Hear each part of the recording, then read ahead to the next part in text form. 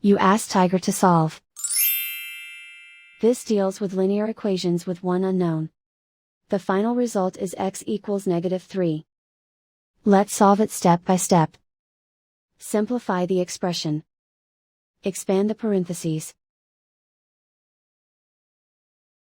Multiply the coefficients.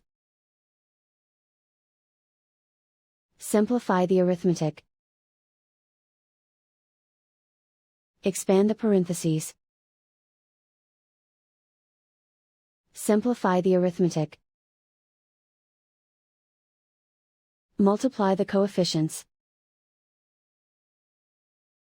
Group all x terms on the left side of the equation. Add 15x to both sides. Group like terms. Simplify the arithmetic. Group like terms. Simplify the arithmetic.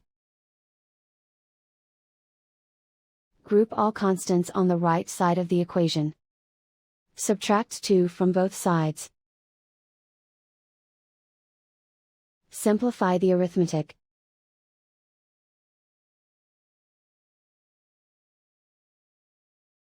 Convert the x into a positive number.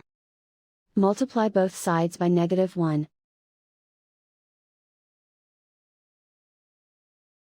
Remove the ones.